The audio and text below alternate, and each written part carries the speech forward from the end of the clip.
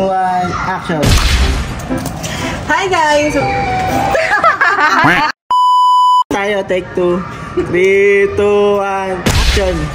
Hi guys! Welcome to Super Clench Vlog. My name is Kay.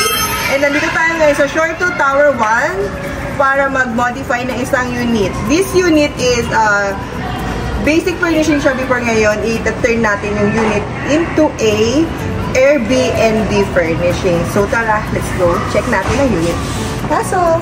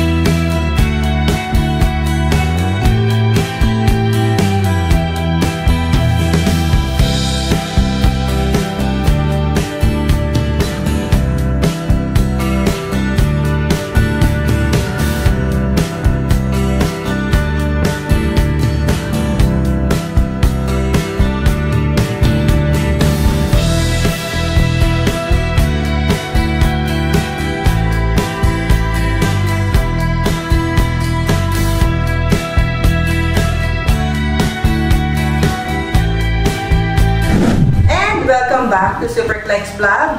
Bali, itong unit na to, before nirentahan siya for long term, ngayon nag-end of contract na si client, so iti-turn na natin siya for Airbnb. This unit is 1 BR with den, around 32 square meter. Ito yung ano niya, main bedroom, then ito yung maliit na bedroom yan with den.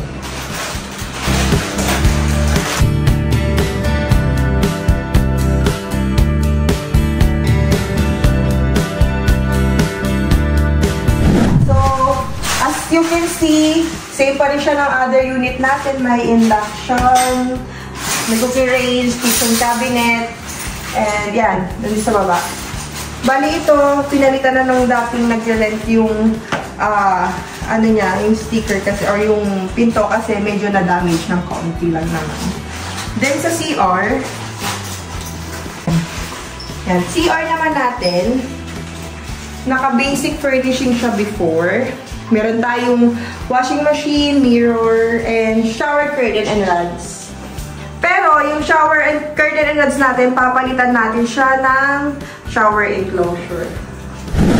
So, ngayon, tara, magsukat tayo ng CR para mapakabitan natin yung ating, para mapagawa na natin yung salamin ng ating shower enclosure.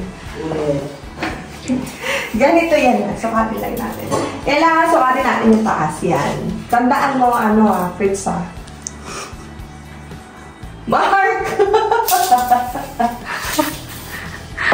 Mark! Wala friend tayo, guys. Si Mark. 85. Ano 85?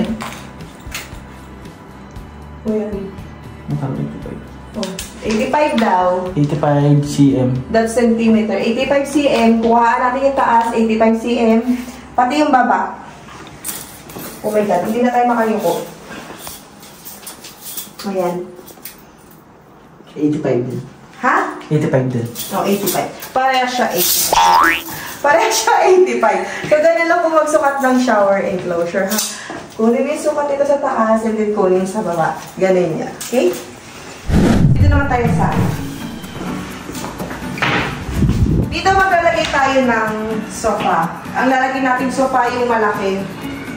Yung customized sofa na napupull out, yung madalas na pinalalagay ng mga owners natin.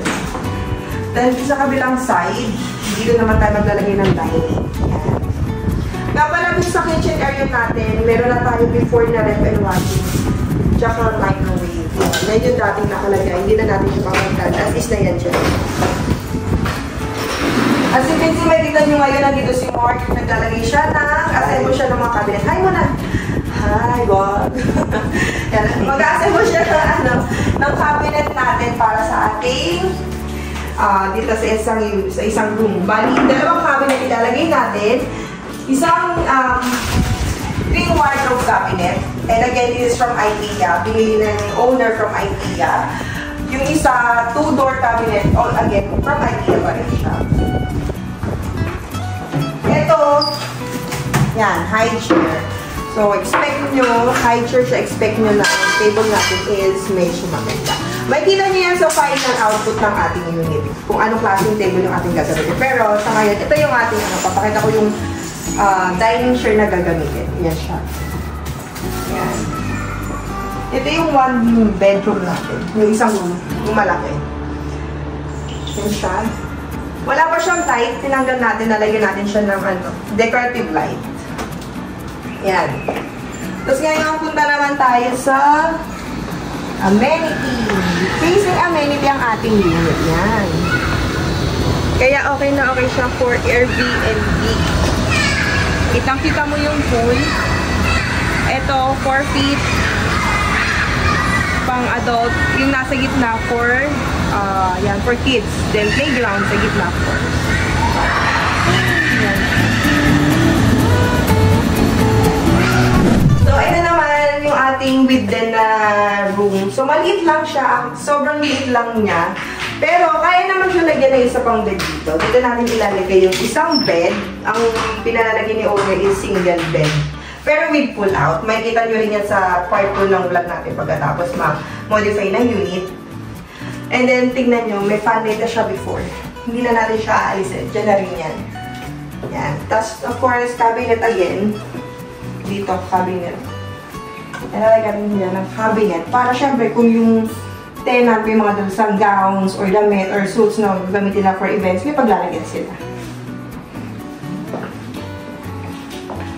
Maglalagay rin pala tayo ng TV dito. Syempre, kailangan ng TV para yung mga mag-i-stay, maganda yung kanilang diba sa gabi, manood silang Netflix or YouTube, yan.